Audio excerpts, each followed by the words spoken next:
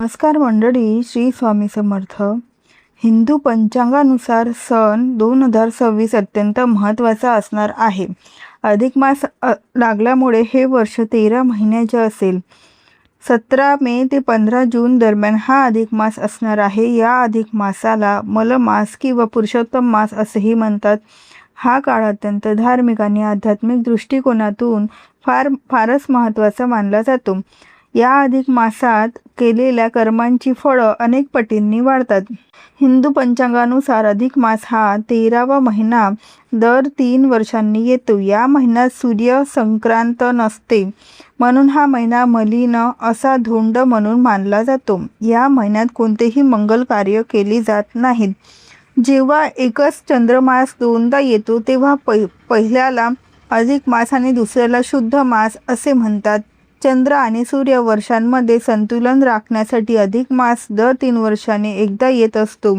या महिन्याला धोंड्याचा महिना असेही म्हणतात. हा महिना भगवान विष्णूला समर्पित आहे. नकारात्मकतेला तुमच्या जीवनांवर प्रवाह टाकून राहण्यासाठी किंवा रोखण्यासाठी या महिन्यात काही नियमाचे पालन केले पाहिजे. ते आपण पुढील प्रमाणे पाहूयात. 1. अधिक महिना. या पवित्र महिन्यात भगवान विष्णूंच्या उपासनेला विशेष महत्त्व आहे. ओम नमो भगवते वासुदेवाय या मंत्रांचा जप केल्याने मानसिक शांती आणि पुण्य याचा अत्यंत लाभ मिळतो. 2. श्री हरविष्णूंनी सांगितल्याप्रमाणे या अधिक महिन्यांमध्ये भूमिशयन व्रत करावे. म्हणजेच काय की बेडवर झोपायचं नाही, गादीवर झोपायचं नाही. संपूर्ण मास खाली फरशीवर सतरंजी भोंगडी किंवा चटई टाकून त्यावर झोपायचं आहे. मग ते दुपारी झोपणं असो, रात्री झोपणं असो किंवा बसणं असो, गादीवर किंवा बेडवर बसायचं नाहीये. 3. अधिक मासात दान, जप, तप, पूजा पाठ आणि गोमातेची सेवा करणे अत्यंत पुण्यकारक मानले जाते. तसेच अधिक मासात रामायण, गीता यासारख्या धार्मिक ग्रंथाचे दान करणे हे अत्यंत शुभ मानले जाते. त्यासाठी या महिन्यात आवर्जून दान केले पाहिजेत. 4. अधिक महिन्यात दान धर्मात तुम्ही वस्त्र आणि दीपदान करणे अत्यंत शुभ मानले जाते. विशेषतः अनंताचे दान, दीपदान आणि कासेच्या भांड्यात मालपुवा दान करणे अत्यंत शुभ मानले जाते आहे. 5. अधिक महिन्यात अनारसे, बत्तासे, खारका, सुपारी किंवा फळं असतील तर ही 33 संख्येमध्ये सत्पात्र म्हणजे पात्रासह दान करायचे आहेत. आता जावयाला दान देणं वेगळं. हे जे दान आहे हे आपण एखाद्या मंदिरांमध्ये गुरुजींना किंवा एखाद्या गरजू व्यक्तीला तुम्हाला द्यायचं असेल तर देऊ शकता. 6.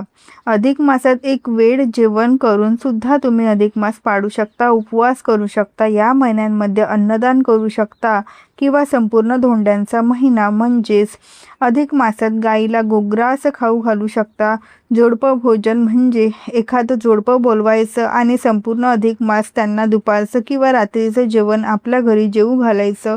किंवा तुम्ही एखादी सवाशनी स्त्री बोलवू शकता आणि तिला सुद्धा जेवण घालू शकता. 7.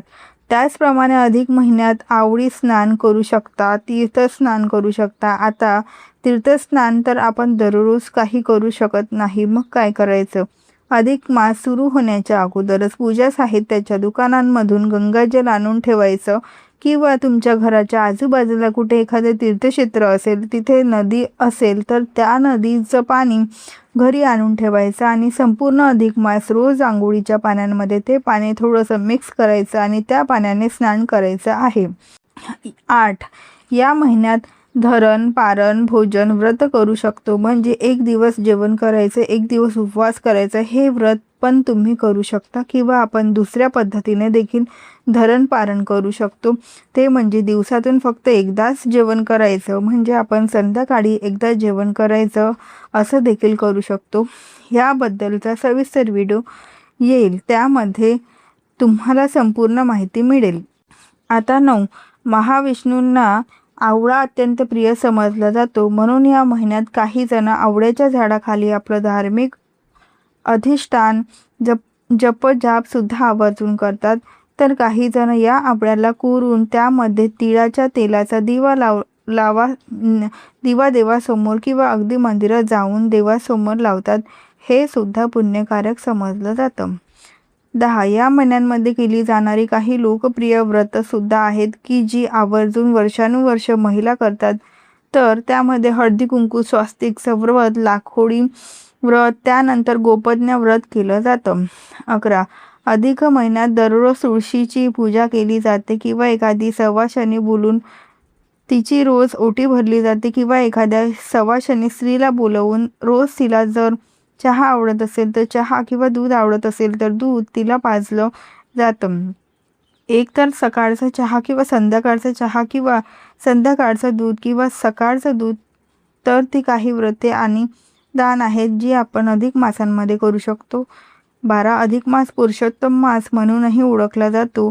जगन्नाथपुरीच्या प्रदेशाला पुरुषोत्तम क्षेत्र असे म्हटले जाते. पुरुषोत्तम महिन्यात म्हणजेच अधिक महिन्यात इथे भेट देणे अत्यंत शुभ मानले जाते. जर तुम्ही जगन्नाथाला भेट देऊ शकत नसाल तर जवळच्या तीर्थक्षेत्रांमध्ये स्नान करा. गंगा किंवा इतर नद्यांमध्ये स्नान करणे आणि मंदिरांमध्ये सेवा करणे हे देखील अत्यंत शुभ मानले जाते. 13. या अधिक मासात आपल्या देवघरातील शालिग्राम मूर्तीसमोर संपूर्ण महिनाभर तुपाचा अखंड दिवा ठेवा. जर तुमच्याकडे शालिग्राम नसेल तर भगवान विष्णूंच्या फोटोसमोर दिवा लावा.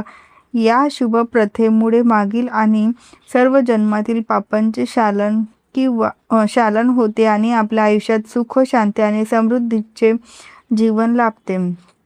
14. या अधिक महिन्यात पुरुषोत्तम महात्म्यांचे पठण करणे अत्यंत फलदायी ठरते. हे शक्य नसल्यास भगवद्गीतेचे पठण करावे किंवा दररोज गीतेचे किंवा पुरुषोत्तम महात्म्यांच्या शेवटच्या अध्यायांचे त्यांच्या अर्थासह पठण करावे. या महिन्यात विष्णू सहस्रनामाचे सुद्धा पठण करणे अत्यंत शुभ मानले जाते. विष्णू सहस्रनाम तर आवर्जून पठण करावे. तसेच रामरक्षा स्तोत्राचे आपण पाठ करू शकता. 15. अधिक मासात विवाहगृह प्रवेश, मौजी बंधन, बारसे, मुंडन यासारखी शुभ आणि मंगलमय कार्य केली जात नाहीत. असे मानले जाते की या महिन्यात शुभ कार्य केल्यास अपेक्षित फळ मिळत नाही. 16. या महिन्यात केस कापणे किंवा नखे कापणे टाळावे. 17. या अधिक मासात सात्विक जेवण करावे. तामसिक पदार्थ जसे की कांदा, लसूण, मांस हे पूर्णपणे वर्ज्य करावे. 18. अधिक मासात म्हणजेच धोंड्याच्या महिन्यात जावयाला श्री विष्णूंची रूप मानून 33 अनारसे, तांब्याचा किंवा चांदीचा दिवा आणि ताट तसेच नवीन कपडे अहेर वाण म्हणून देण्याची परंपरा आहे. या प्रथेला ज्यालाच आपण धोंड्याचे जेवण असे म्हणतो. 19. अधिक महिन्यात आवळा व तिळाचं उटणं संपूर्ण महिनाभर अंगाला लावून नंतर आंघोळ केली जाते. महाविष्णूंना आवळा अत्यंत प्रिय समजला जातो आणि म्हणून काही जण आवळ्याच्या झाडाखाली आपलं धार्मिक अधिष्ठान जपजाप सुद्धा या महिन्यात आवर्जून करतात. तर काही जण या आवळ्याला कुरून त्यामध्ये तिळाच्या तेलाचा दिवा देवासमोर किंवा अगदी मंदिरात जाऊन देवासमोर लावतात. हे सुद्धा पुण्यकारक समजलं जातं. 20. दर 3 वर्षांनी येणाऱ्या अधिक मासात 33 दानाला अत्यंत महत्त्व आहे. दान देताना अनारसे, बत्तासे, रेवड्या, मोदक, बर्फी, सप्तधान्य अशी दिली जातात. अनारसे, बत्तासे यासारख्या पदार्थांचे 33 नग या प्रमाणात दान दिले जातात. दीपदान, तांब्याचे पात्र, वस्त्रदान या गोष्टी दान कराव्यात. तसेच इच्छाशक्ती व आर्थिकता याप्रमाणे आपण दान करू शकतो. तर असे हे 20 अधिक मासातील नियम होते. व्हिडिओ आवडला असेल, व्हिडिओतील माहिती उपयुक्त वाटली असेल तर व्हिडिओला नक्की लाईक करा, शेअर करा आणि सबस्क्राईब करा आणि हाईप देखील नक्की करत जा. व्हिडिओ पूर्ण पाहिल्याबद्दल अधिक मनापासून तुमची खूप खूप आभारी आहे. धन्यवाद. श्री स्वामी समर्थ. जय जय स्वामी समर्थ.